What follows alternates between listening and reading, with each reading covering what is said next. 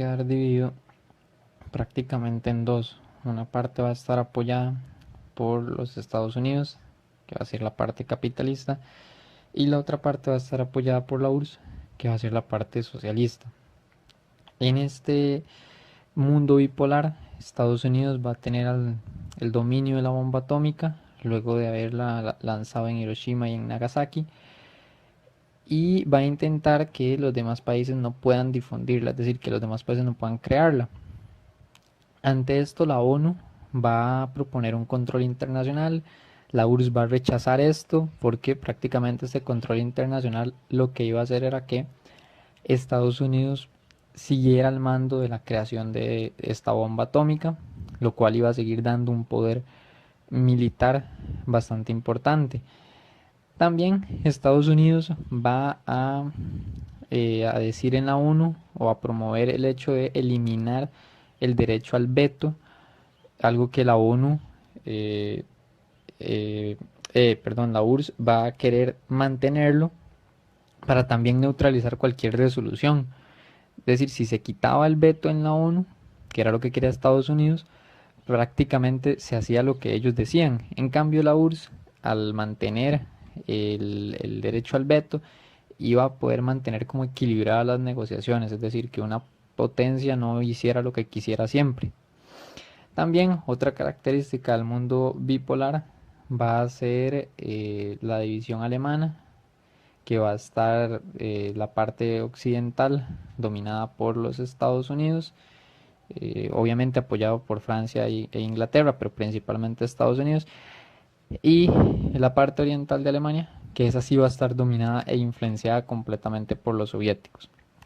Ante esta división alemana surge lo que se conoció como el telón de hierro en Europa, que era el muro de Berlín, uno de los símbolos más importantes de la Guerra Fría. Dentro de las repercusiones políticas que también hubo en la Guerra Fría está el resurgimiento del racismo. A su vez van a haber movimientos de lucha para poder erradicarlo, pero principalmente va a haber una carrera armamentista, espacial, un cambio total en lo que es la geopolítica. Las viejas potencias van a perder protagonismo, como fue en el imperialismo que eran Francia e Inglaterra. En la Primera Guerra Mundial vuelve a estar Francia, Inglaterra, Alemania, Austria-Hungría. En la Segunda Guerra Mundial, Francia, Inglaterra, Alemania siguen estando ahí. En esta etapa ya del siglo XX, que es mediados, finales del siglo XX, el, el, estas potencias prácticamente pierden todo el protagonismo y pasa a estar el mundo dominado por lo que eran los Estados Unidos, por lo que son los Estados Unidos y lo que era la Unión de Repúblicas Socialistas Soviéticas, que es la URSS. También va a haber una independencia de muchas colonias, principalmente África, termina de independizarse prácticamente toda. Aparecen nuevas formas de gobierno, que son los populistas, los socialistas, los grupos nacionalistas. Las economías mundiales van a ser más competitivas, impulsadas por lo que es el capitalismo, que va a querer una acumulación de bienes y de riqueza, así que eso va a hacer que las economías tengan que adquirir más y más. Y también una de las repercusiones políticas más importantes es la creación del Estado de Israel, que va a ser uno de los conflictos geopolíticos de la Guerra Fría más importantes, porque va a ser el origen del conflicto entre árabes y judíos. Ahora bien, el concepto propiamente de Guerra Fría se entiende como la tensión entre el bloque comunista y el bloque capitalista. Ya como lo vimos antes, no hay una lucha directa, sino que más bien es una lucha diplomática y una colaboración a aliados. De hecho, las guerras no se van a dar ni en la URSS ni en Estados Unidos, sino que van a ser en diferentes partes del mundo, en Asia, con Vietnam y Corea. África va a tener también América Latina y todo lo que es el Oriente, medio cercano y lejano, y en algunos países de Europa, pero nunca van a ser en los países protagonistas. Por eso es que se le conoce como Guerra Fría, porque nunca se tocan entre ellos, sino que hacen la guerra en diferentes partes del mundo.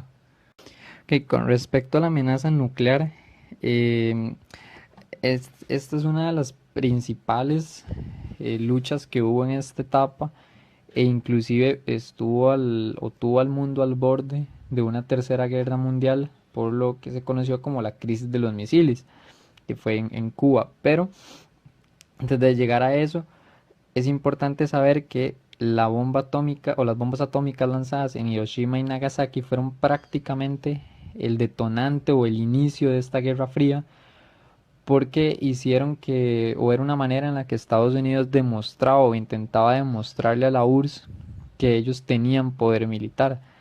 Si recordamos bien, la URSS fue la que logró hacer retroceder a Alemania. La URSS fue la que prácticamente gana la Segunda Guerra Mundial al lograr firmar el armisticio con Japón, retrocede a Alemania. Estados Unidos necesitaba demostrar algo para que el mundo viera que la URSS no era el único poderoso. Entonces lo que hacen con las bombas atómicas es una muestra de poder de que ellos sí tienen armamento pesado.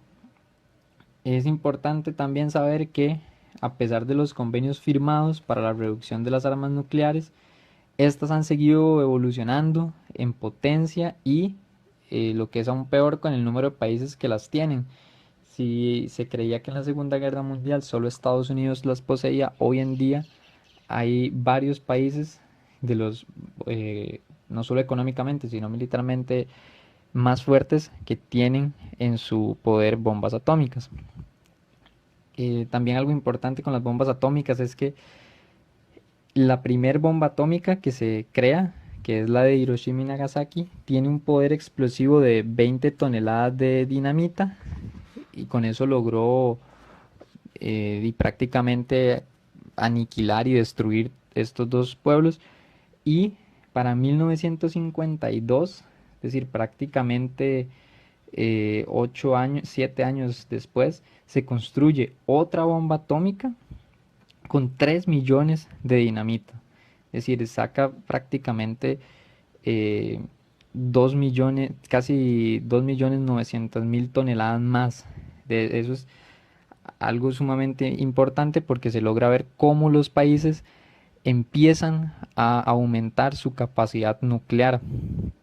Y en 1954 se prueba una bomba con un poder equivalente a 20 millones de toneladas de dinamita, lo cual se ve cómo se fue exponencialmente aumentando el nivel de poder de cada una de las bombas atómicas creadas.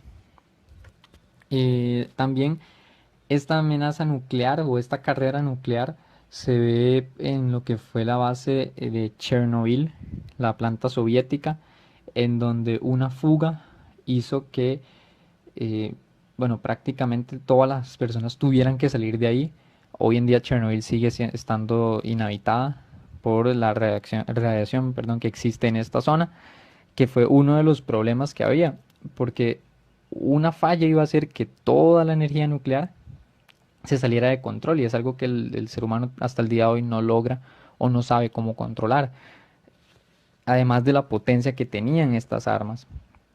Porque ya al final de o a mediados de esta parte de la guerra, lo que fue en 1950, 60, inclusive hasta los 70, esta carrera armamentista ya no se centró únicamente en lo nuclear, sino que empezó a tener lo que fue la mejora en los cohetes, bombas teledirigidas y se empezaron a desarrollar armas biológicas y químicas, otras también manejadas por computadoras, y esto se vio o estas se vieron por primera vez en lo que se conoció como la Guerra del Golfo Pérsico en 1991, que es parte también del contexto de la Guerra Fría.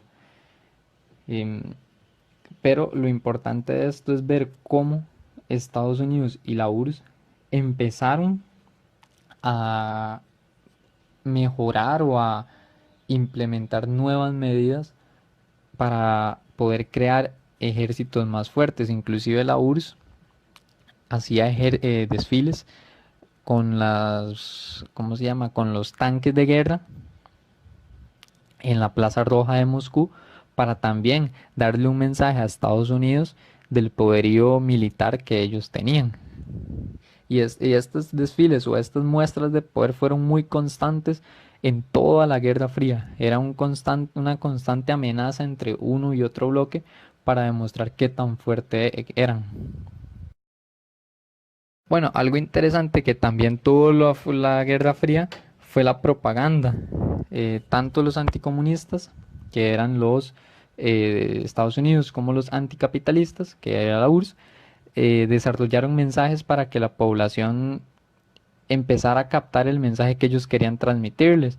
Los anticomunistas, los Estados Unidos, se puede ver en esta imagen que veían un iceberg de la URSS, pero no sabían todo lo que venía detrás o todo lo que estaba detrás y por debajo de ellos, aduciendo que el problema de la URSS era más que solo lo que se veía, solo este pequeño punta que se logra ver. Ahí se logran ver países como Corea del Norte, Checoslovaquia, Polonia, China. Y los anticapitalistas, que era la URSS, ahí se puede ver cómo le rechazan las armas y los productos que le venían a ofrecer los estadounidenses en un mensaje de que ellos eran autosuficientes y capaces de conseguir todo lo que querían. Bueno, sin duda alguna la carrera espacial fue una de las acciones, uno de los momentos más importantes y más interesantes de la Guerra Fría. Inicia en 1957 y termina oficialmente en 1975. A través de estos años dieron diferentes golpes de autoridad en diferentes momentos. Comienza la URSS, luego Estados Unidos responde. Va a haber una búsqueda de hechos históricos que va a ser esta la justificación del gasto económico de estos dos países enviando satélites, naves y personas al espacio, e inclusive esta búsqueda de hechos históricos y este gasto va a provocar que la URSS, o va a ser una de las razones por las cuales la URSS eh, tiene problemas financieros y económicos. Bueno, tal y como dije anteriormente, vamos a ir uno por uno. El primer caso que vamos a ver es el de la URSS. En 1957 se da por iniciada la carrera espacial con el lanzamiento de los soviéticos del Sputnik. El Sputnik va a ser el primer artefacto humano capaz de alcanzar el espacio y orbitar el planeta. Para noviembre de ese mismo año, los soviéticos lanzan el Sputnik 2, que va a ser la primer nave que va a ir al espacio con un ser vivo, que va a ser la perla Laika. Y en 1961 van a darle un golpe sumamente importante a los norteamericanos, siendo los primeros, los soviéticos, en lanzar o llevar a un humano al espacio y que éste vuelva sano y salvo, como lo fue Yuri Gagarin en el Vostok 1. Estos tres hechos hacen que en esta primera etapa o esta primera vuelta de la carrera espacial la gane la URSS. Hasta 1961 la carrera espacial la estaba ganando la URSS y por mucho. O sea, le estaba sacando mucha ventaja a los Estados Unidos en lo que era el tema de la carrera espacial. Sin embargo, los Estados Unidos no se van a quedar, no se van a quedar quietos, no se van a quedar tranquilos. La noticia de la salida de Yuri Gagarin y, bueno, la salida y la vuelta, sano y salvo, fue un duro golpe. Para 1961 los Estados Unidos fabrican el primer artefacto humano que orbita la Luna, que va a ser el Apolo 8. Luego de esto, los Estados Unidos van a conseguir el 20 de julio de 1969 el hecho más importante y con lo que van a devolverle un golpe fuertísimo a la URSS. En este momento nada más, en 1969 sigue ganando la URSS, digamos la carrera espacial por decirlo de alguna manera, pero el 20 de julio Estados Unidos toma la primera posición en lo que es la carrera espacial, llevando el primer hombre a la luna con Neil Armstrong, que es el que pisa pone el primer pie en la luna. Este hecho hace que Estados Unidos pase a dominar la carrera espacial e inclusive es tan fuerte este golpe para los soviéticos que días después de darse la noticia de que el hombre llega a la luna, ellos cancelan su programa lunar, con lo que prácticamente hay un fuerte eh, un fuerte rezago en lo que es la carrera espacial por parte de la URSS, además de que la URSS no tenía plata. Es importante decir que en este momento, en 1969, la URSS ya había gastado mucho dinero y entiende de que ya Estados Unidos mandó a alguien a la luna, difícilmente habrá algo más que hacer en este momento de la historia, ¿verdad? Difícilmente habrá algo más que hacer que llevar a un hombre a la luna. Entonces desiste el programa lunar. Estados Unidos prácticamente se autodenomina ganador de la carrera espacial. Y en 1975 se da una misión conjunta entre los soviéticos y los estadounidenses llamada el Apollo-Soyuz. Esta misión es la que da por finalizada la carrera espacial entre los dos países o las dos potencias. Bueno, está la imagen. A la izquierda está la famosa sí, la famosa pisada de Neil Armstrong llegando a la luna. Si se quisiera dar un recuento de años o un resumen de qué fue lo que pasó, se podría decir que Estados Unidos termina ganando la carrera espacial. Eh, la Unión Soviética, como dijimos antes, no se logra levantar de este golpe tan fuerte que fue haber llevado un hombre a la luna y termina pues aceptando hacer una misión en conjunto con Estados Unidos para ya ahora sí dar por finalizada la carrera espacial. Ya no había nada más que hacer en el espacio. Lo que sí es importante tener en cuenta con la carrera espacial, por ejemplo, el hecho de que la Unión Soviética haya lanzado un satélite primero, era importante. ¿Por qué?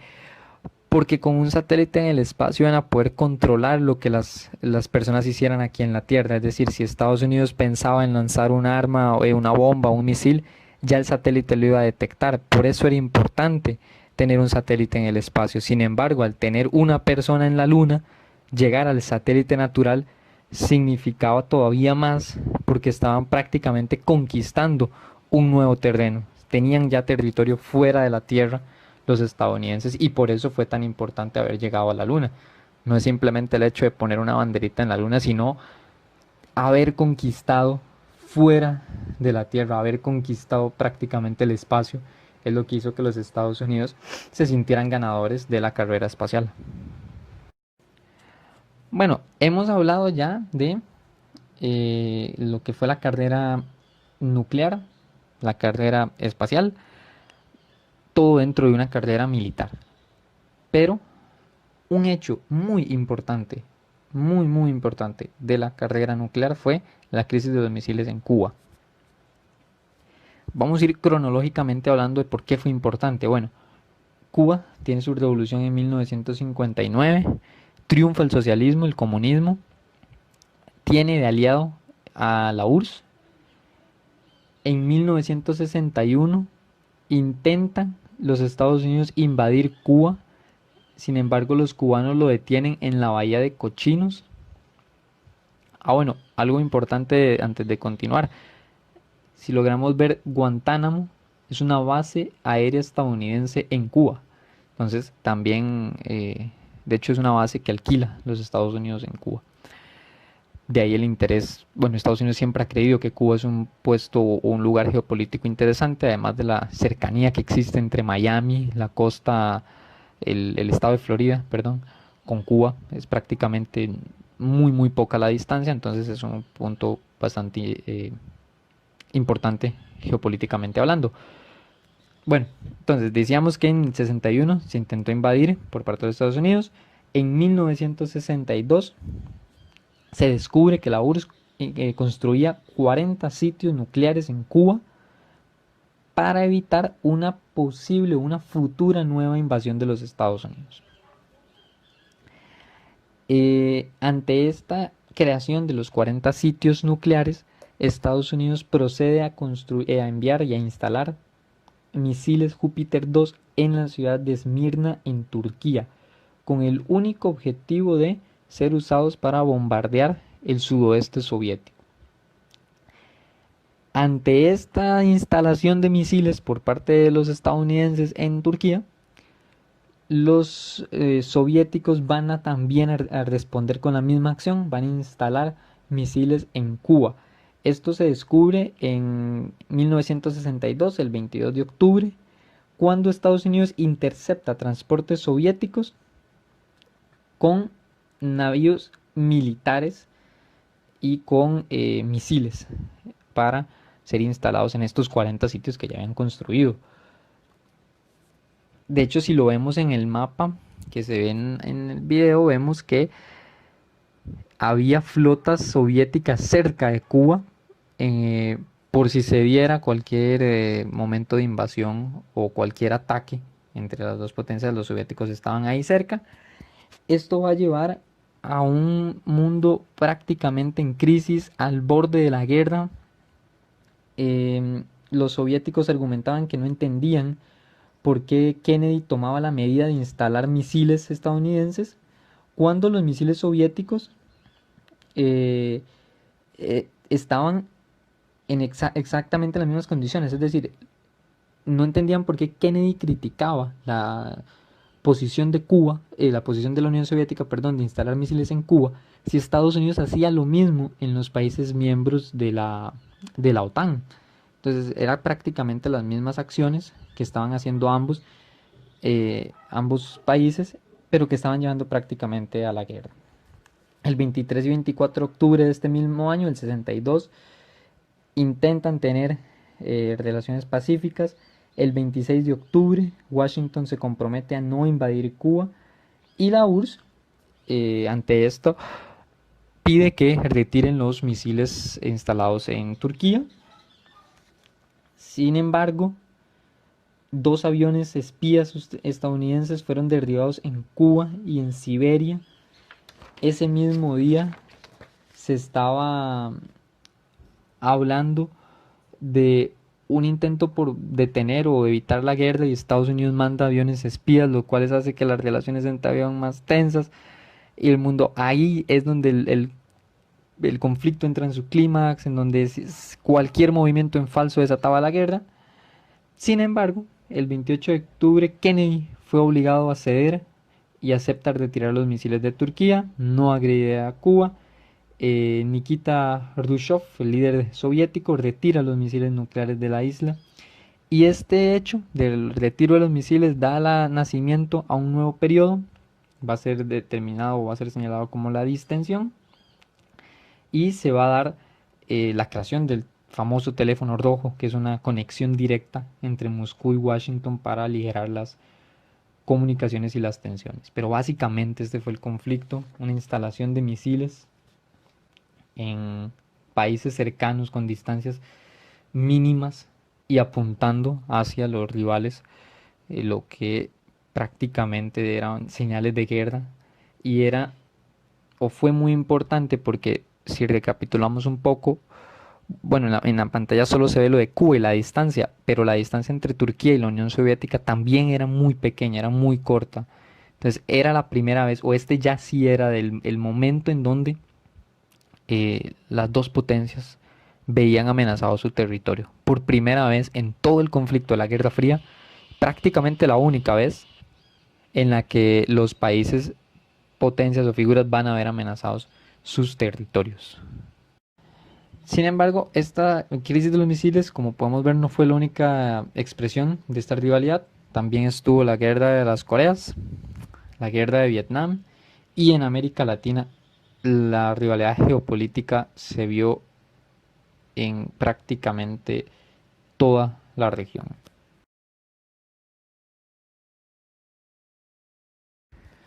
Okay, con el tema de las organizaciones, esto sí es muy, muy importante que se lo aprendan bien para Bachi. Esto sí es prácticamente esencial. Tanto los capitalistas como los comunistas tuvieron organizaciones. En el bando capitalista la organización fue la OTAN. La OTAN es la organización del Tratado Atlántico Norte. La OTAN fue firmada en Washington en 1949. ¿El objetivo cuál era? La Organización de Defensa Colectiva entre los países capitalistas. Tenía 29 miembros que eran Estados Unidos y los países capitalistas. Entonces, esto sí es importante que lo recuerden. La OTAN es es la organización del bando capitalista. Por su parte, el bando comunista tuvo dos organizaciones importantes. La Comecon, que es el Consejo de Asistencia Económica Mutua, es una o fue una organización de cooperación económica formada en torno a la URSS por diferentes países comunistas que tenían como objetivo el fomento de las relaciones comerciales entre los estados miembros de este consejo. Nace como una alternativa al plan Marshall que presentó el bando capitalista para la crisis del 29. Entonces, el Comecon es la parte económica o la unión económica que tuvieron los países comunistas. Y la parte militar fue lo que se conoció como el Pacto de Varsovia o Tratado de Amistad, Cooperación y Asistencia Mutua. Este es un acuerdo de cooperación militar firmado en mayo de 1955 por los países del bloque del Este, es decir, los países comunistas. Tenía como líder a la URSS y su objetivo era contrarrestar la amenaza de la OTAN, en especial en lo que fue el rearme de la República Federal Alemana. Es decir, el Pacto de Varsovia lo que tenía como objetivo era que la parte de Alemania que le tocó a la URSS pudiera reconstruirse. Entonces, recapitulando, la parte económica del bando comunista es el Comecon y la parte militar es el Pacto de Varsovia. Esto sí es importante que lo recuerden y se lo aprendan prácticamente de memoria, porque esto es como lo típico que preguntan en el examen. La organización capitalista, la OTAN, las organizaciones comunistas, Comecon económicamente y el Pacto de Varsovia militarmente. Bueno, durante la década de los 60, que fue precisamente en donde se desarrollaron la mayor parte de las guerras de la Guerra Fría, se dieron muchas luchas y reivindicaciones sociopolíticas. El fenómeno de antisistema, perdón, cultural se desarrolló primero en Estados Unidos y luego llegó al Reino Unido. Prácticamente el movimiento este de contracultura nace como un movimiento colectivo en contra de la guerra de Vietnam. Hay nuevas formas de cultura, como fue la música, con los Beatles como principales exponentes, las películas con poca censura, el movimiento hippie, el feminismo, entre otros movimientos importantes, símbolos de la contracultura de la década de 1960. El primero de ellos, y quizás el más conocido, que es el movimiento hippie, estuvo conformado por jóvenes. La forma de vida era sin reglas o sin autoridad. Estaban bajo el lema, o se construyó el movimiento bajo el lema de amor y paz. Y su objetivo era alcanzar no solo la paz mundial, sino también proteger el medio ambiente. Y este movimiento nace prácticamente al mismo tiempo que lo que es la guerra de Vietnam, debido a que los estadounidenses o los jóvenes estadounidenses entendían que la guerra de Vietnam era prácticamente innecesaria. Y al final, bueno, la historia le va a dar la razón a todos estos jóvenes y a todas las personas que estuvieron en contra, ya que Estados Unidos pierde esta guerra. Pero este movimiento de amor y paz lo que promovía era un mundo sin guerra. De hecho, el cartel que se logra ver en la imagen, lo que dice es amor y no guerra. Era prácticamente el mensaje que daban los jóvenes del movimiento hippie. La música rock fue también uno de los elementos de la contracultura más importantes. Tenía como búsqueda la armonía y la paz. Los Beatles fueron uno de los grandes influyentes, con John Lennon. También los Rolling Stones tuvieron canciones y música que promovía o evitaba la guerra y promovía la paz, junto con otros grupos que también buscaban en sus letras evitar que la guerra se siguiera dando en el mundo. En esta segunda mitad del siglo XX también nace o se empieza a dar con mayor fuerza el movimiento feminista. Las mujeres alcanzan una organización más fuerte, comienza una lucha por sus derechos civiles y políticos. En este momento en muchos países todavía las mujeres no podían votar. Para Costa Rica las mujeres sí votaban desde la guerra civil del 48. En 1949 las mujeres votaban en Costa Rica, pero en el mundo, en gran parte del mundo, las mujeres todavía no tenían derechos civiles y políticos. Y también es en esta parte de la historia, en la década de los 60, cuando empiezan luchas para legalizar lo que es el aborto, que es una lucha que se mantiene hasta hoy en día. Las luchas de equidad social, equidad de género y el aborto hoy en día se mantienen, pero dieron o tuvieron su origen en la década de los 60 con los movimientos de contracultura. Y uno de los movimientos políticos o reivindicaciones políticas fue la igualdad étnica. Esta igualdad étnica tuvo como principal actor a Martin Luther King. Él inicia la lucha por la igualdad de derechos de la población negra en los Estados Unidos y gracias a esta lucha en 1964 se aprueba la Ley de los Derechos Civiles que va a prohibir la segregación racial en lugares públicos como escuelas e iglesias y un año después se aprueba la Ley del Derecho al Voto que va a permitirle a todas las personas votar en los Estados Unidos. Esta ley prohíbe que, eh, que haya alguna discriminación, ya sea por raza o por color de piel. Bueno, y luego de todo esto, tenemos que llegar a la parte final de lo que fue la Guerra Fría, o lo que oficialmente se conoce como el final de la Guerra Fría, el fin del socialismo real. Es importante tener en cuenta que la Unión Soviética necesitaba de reformas, pero estas fueron aplazadas, las reformas comunistas fueron aplazadas debido al auge económico de la URSS, debido a a todos estos avances que había tenido, ya sea por la carrera armamentista, la carrera espacial, después el esparcimiento de la ideología comunista alrededor del mundo, fueron provocando que las reformas se aplazaran un poco. También el intento soviético por superar el equipamiento armamentístico de Estados Unidos, como lo mencionábamos antes, provocó un déficit y una crisis sumamente fuerte en la economía socialista, en la economía de la URSS.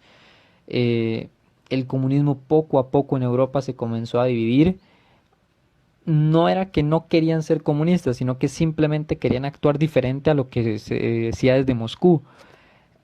La política social equitativa empezó a caer, fue prácticamente nula, aumentó la desigualdad entre el pueblo y los líderes.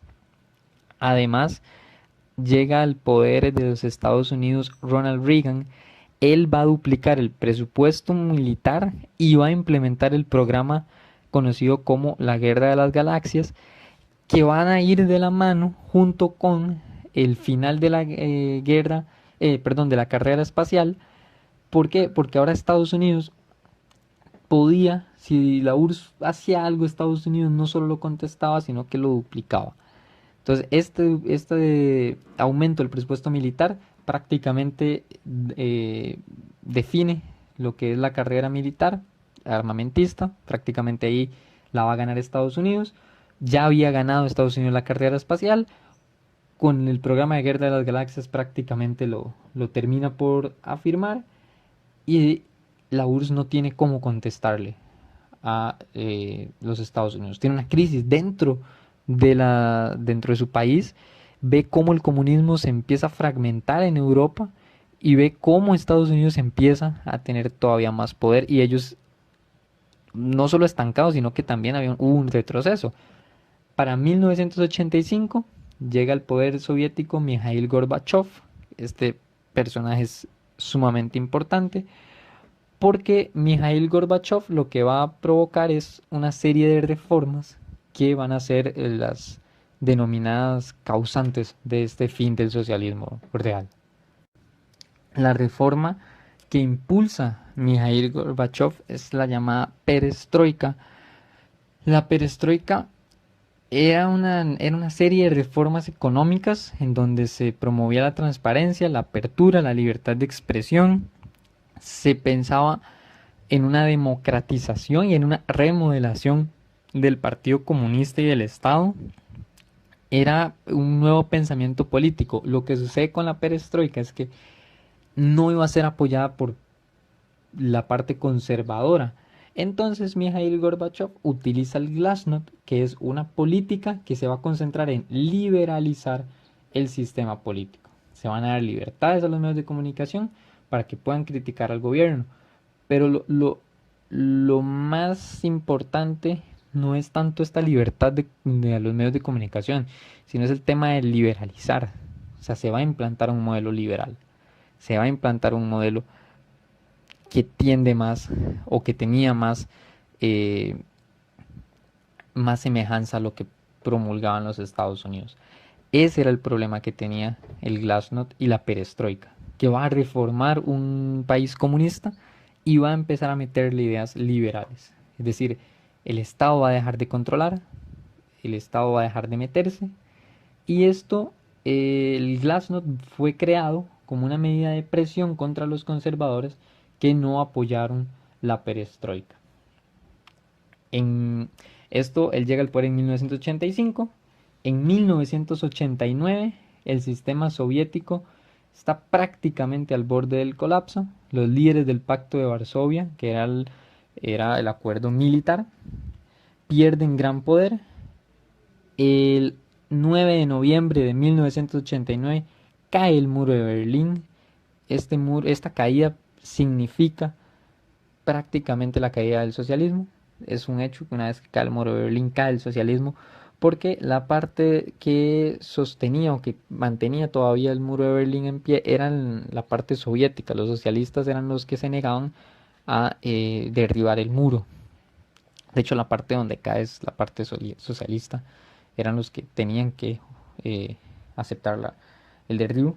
Hasta el 9 de noviembre del 89 logran que caiga el muro de Berlín. Ahí se da la caída, o significa la caída del socialismo. En el 90 comienzan a separarse las naciones de la URSS.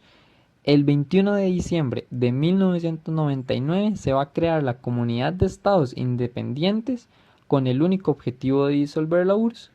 Y el 25 de diciembre del 91 la URSS queda oficialmente disuelta, con lo que se da oficialmente el final de la Guerra Fría. Oficialmente se da la caída del socialismo real en Europa y en el